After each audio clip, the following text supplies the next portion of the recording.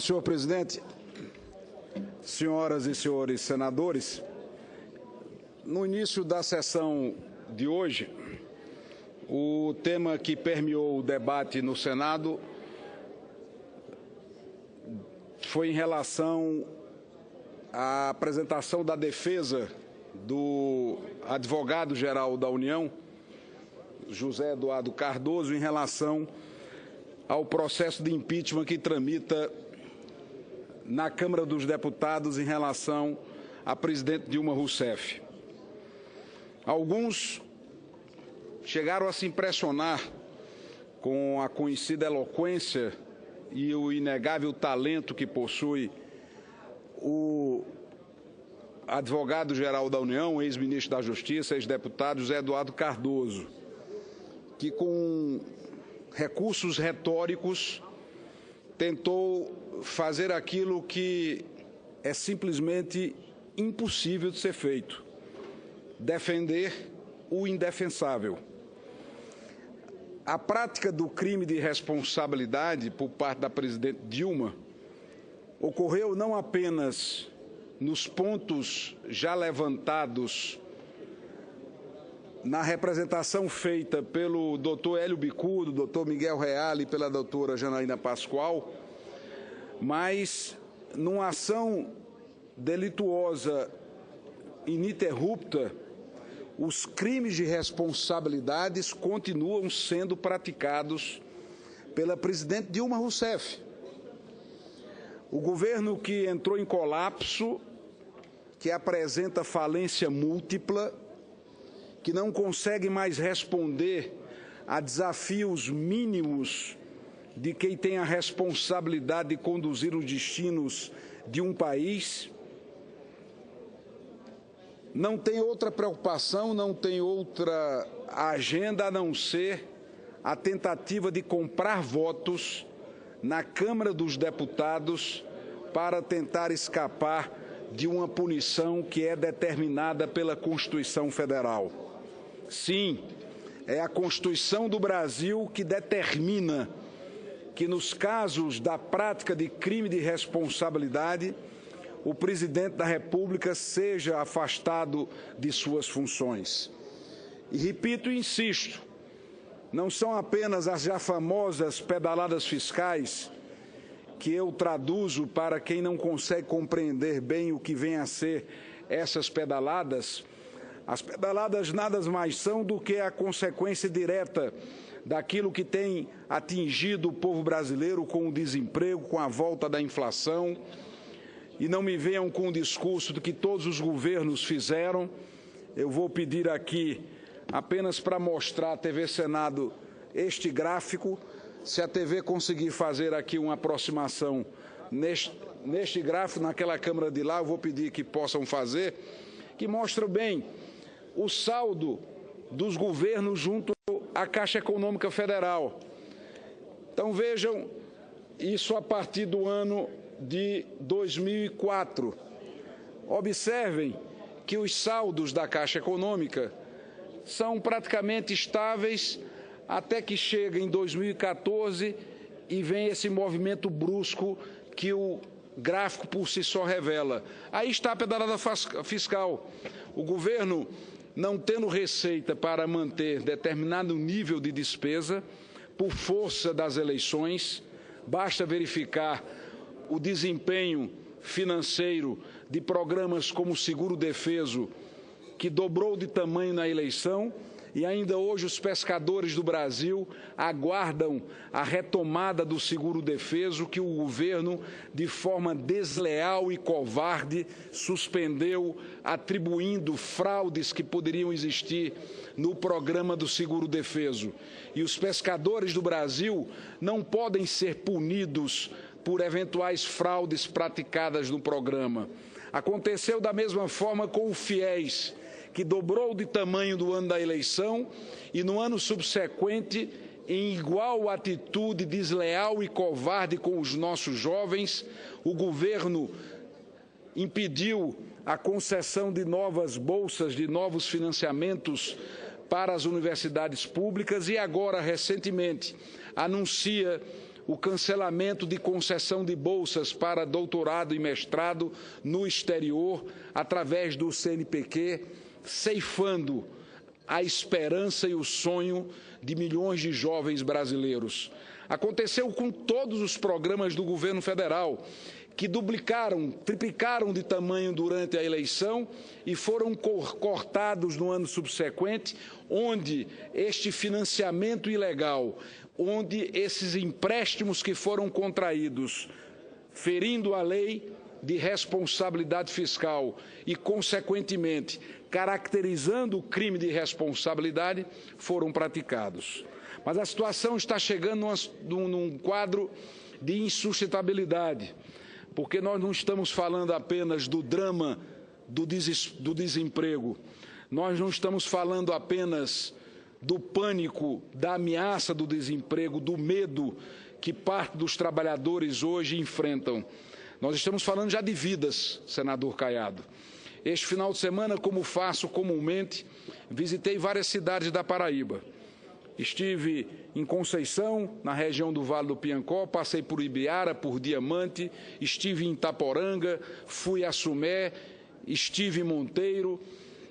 E em todas essas cidades, uma epidemia apavorante de dengue, do vírus da zika, de chikungunya.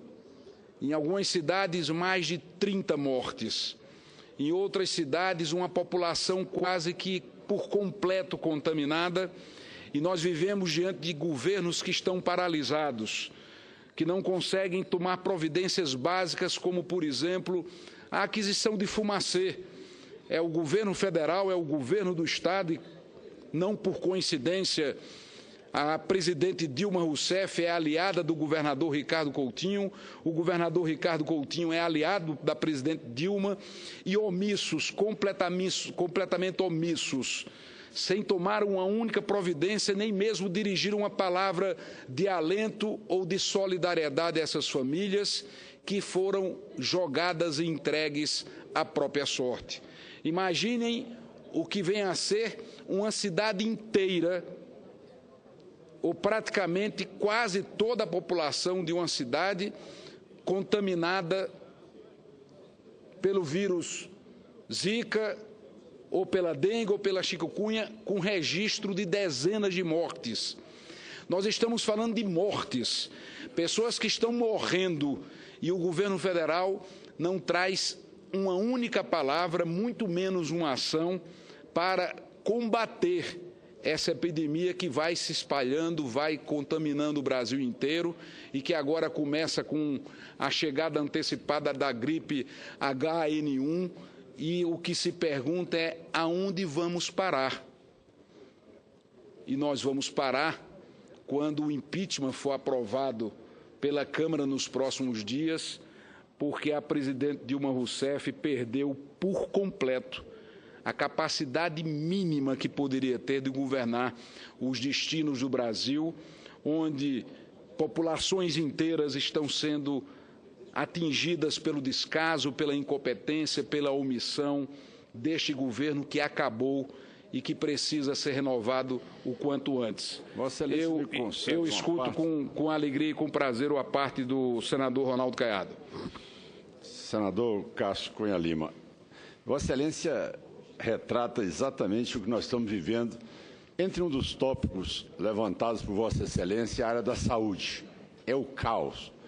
O relato de Vossa Excelência em relação aos municípios do interior da Paraíba, ele é exatamente o que acontece hoje em todo o país. Vossa Excelência disse da Zika hoje, com as mulheres gestantes em pânico, sem a menor capacidade de apresentar uma alternativa a todas elas, a incidência de dengue hoje como sendo o Brasil extrapolando a casa de 1.500.000 casos. Nós temos chikungunya também. Nós temos agora a reincidência do H1N1, onde nós já temos mais de 70 mortes no Brasil, e até o momento o Ministério da Saúde ainda não distribuiu as vacinas Nós temos aí filas, desespero das mães com as crianças, principalmente as mais sensíveis e as mais vulneráveis, como os idosos. Nós temos uma situação agora, neste momento, onde a semana passada a presidente Dilma contingenciou mais 3 bilhões de reais da saúde, 3 bilhões de reais da saúde. E, no entanto, nós vimos aí um fato inédito, nobre colega. A Caixa Econômica Federal liberou 100% de um empréstimo para o JBS comprar alpargatas, 2,6 bilhões de reais. 100% do valor foi emprestado e como é um banco oficial, mantido e garantido pelo Tesouro Nacional, já fiz um pedido de informação, mas veja bem, nós não temos para aquilo que Vossa Excelência coloca, prioritário, um fumacê, uma vacina para o H1N1, o atendimento, pelo menos, naquilo que se ficou acertado na distribuição de spray para que as mulheres grávidas pudessem ter uma proteção maior. Esse quadro todo é o caos, associado a esse pânico que Vossa Excelência coloca em relação a todos os brasileiros hoje que se colocam favoráveis ao processo de impeachment, ameaçado pelos coletivos e pelo Exército Vermelho do Stedley, identificado pelo presidente Lula, como sendo agora o novo gestor da ordem no país e com tese de ameaçar a todos os cidadãos que se colocam favoravelmente ao impeachment. Diante desse quadro caótico, indiscutivelmente, nós não temos outra saída que não seja apressarmos essa votação para que o Brasil rapidamente possa ter um novo projeto e buscar um novo rumo diante dessa situação crítica que nós estamos vivendo. Simplesmente terminando, caro colega, a tese de disputar eleições. Até quando li, senador, o editorial do jornal Folha de São Paulo, eu imaginei que a presidente fosse se sensibilizar com aquilo. Realmente ela poderia ter um gesto magnânimo, um gesto maior, ter um gesto de grandeza para dizer, olha, se eu estou fazendo tão mal ao país, vamos convocar novas eleições. Mas, de repente, ela vem no outro dia, refuta aquela tese agressivamente, não renuncia por nada, como se fosse ali uma queda de braço, mostrar coragem ao enfrentar. Ela não está trazendo nenhum problema para ela está fazendo um problema para o povo brasileiro que é o grande sofredor neste momento, por uma imposição, tá certo? É até difícil de ser imaginado na cabeça de uma mente sã, tamanho apego ao poder e tamanho desprezo pela sociedade brasileira, que hoje tem mais de 10 milhões de desempregados, e esse quadro de sofrimento que Vossa Excelência relata no interior do seu estado, que é igual no Brasil todo. Eu vejo que realmente não tem esse gesto. Agora, como Vossa Excelência colocou, em um dos apartes que teve aqui no decorrer do dia de hoje, o momento hoje é desta Casa votar o impeachment da Presidente da República. A discussão de novas eleições, nós estamos preparados para ela. Nós não temos medo da urna, eu tenho respeito pela urna. Eu chamo urna de Vossa Excelência, porque eu tenho respeito pelo voto do meu eleitor. Mas tenha total tranquilidade que se tem hoje parlamentares que podem caminhar o Brasil e andar pelas ruas de cabeça erguida, pode dizer que, junto com Vossa Excelência, nós temos alguns senadores aqui que podem tranquilamente enfrentar as urnas. Eu agradeço a parte que Vossa Excelência me concede para poder mostrar ao Brasil a situação grave que Vossa Excelência levanta na área da saúde, onde hoje a situação é de pânico total. Muito obrigado pela parte, senhor presidente. Eu agradeço, senador Caiado, a parte de Vossa Excelência, que incorpora ao meu pronunciamento. Indiscutivelmente, a palavra essa é caos. Enquanto a população desassistida, entregue à própria sorte, sofrendo, morrendo, o governo vive em confronto permanentemente com os médicos que foram atacados, desrespeitados ao longo desses últimos anos.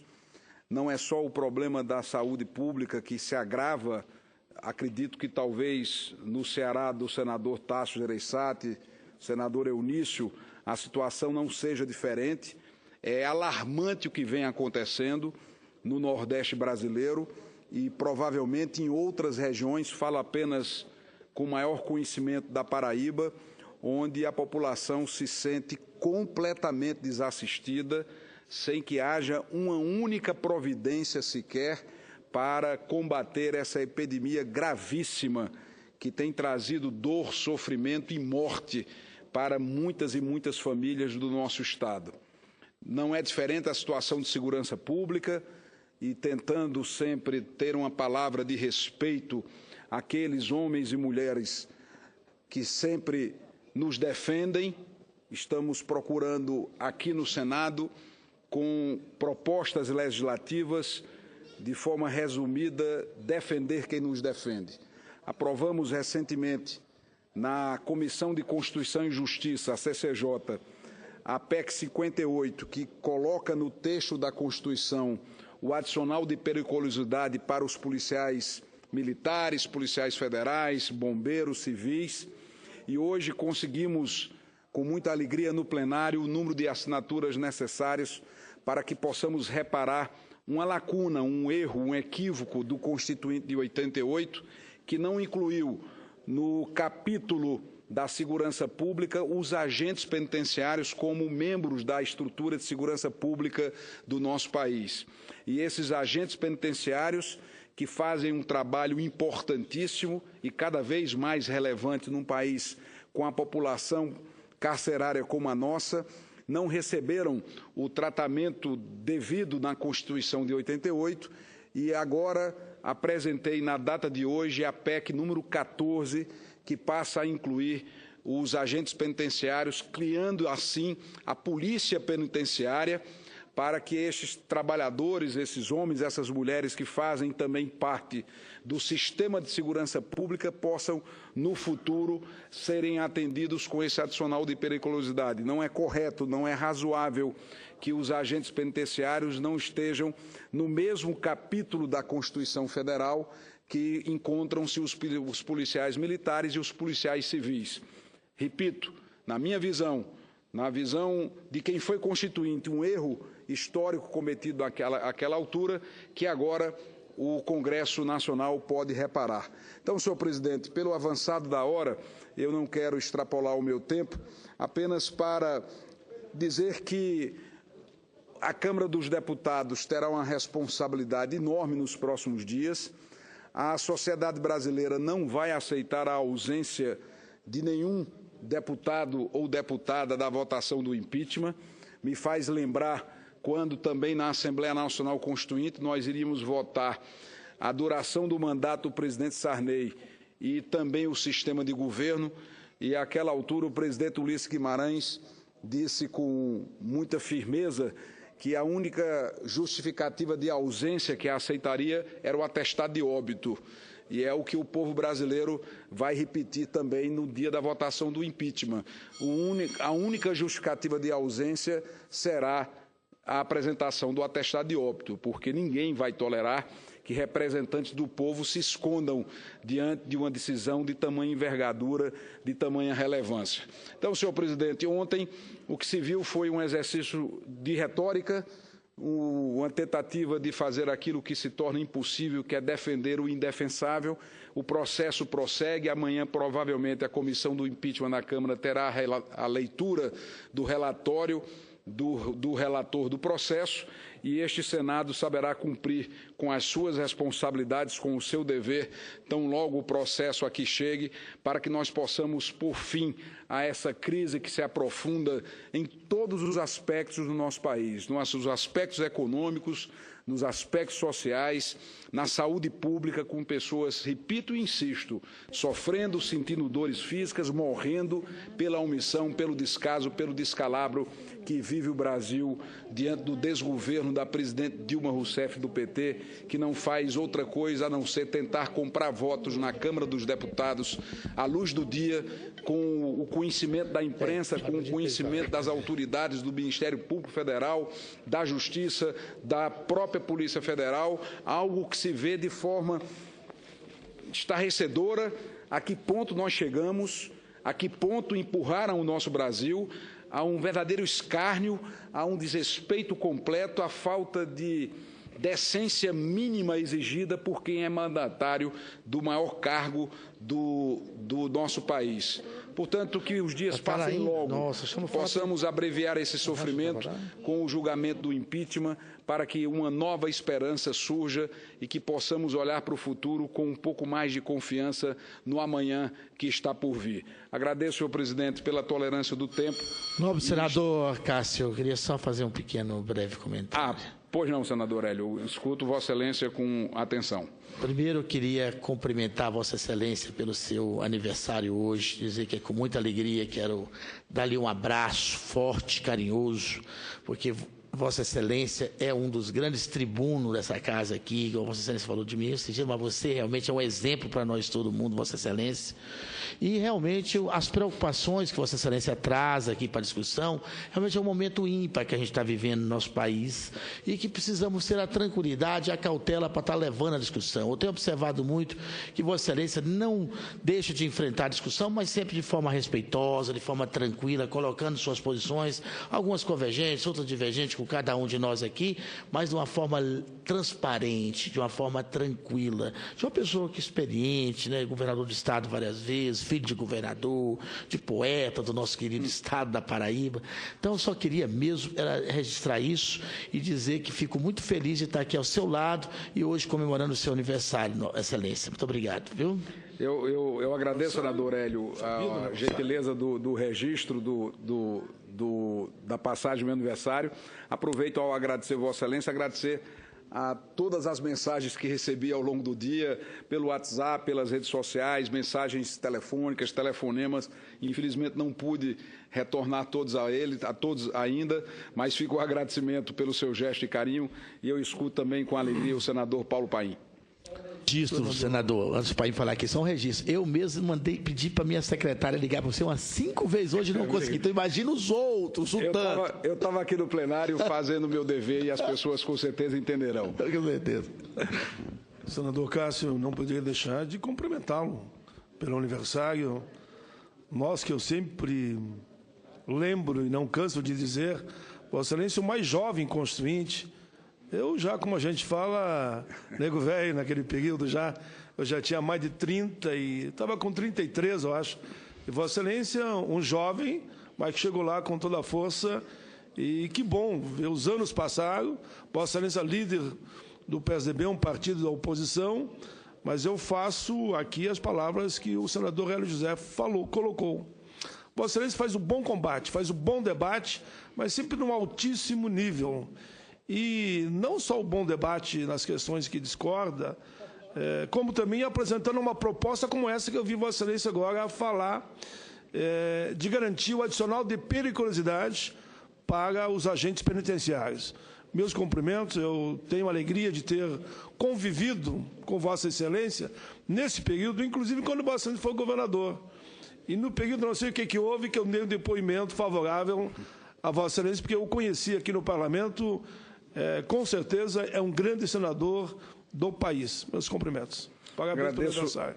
Agradeço muito, senador Paim, pelo depoimento, pela generosidade de suas palavras, pelas felicitações pelo meu natalício, que estendo mais uma vez ao senador Hélio José, e encerro também com o agradecimento ao senador Caiado, que já me cumprimentou, a todos os senadores que, de forma muito gentil, de maneira muito fraterna, também saudaram não apenas a mim, mas também ao senador Aloysio Nunes, que igualmente faz aniversário hoje, e aproveitando a imensa audiência da TV Senado, da Rádio Senado, agradecer a todas as pessoas que me dirigiram mensagens no dia de hoje.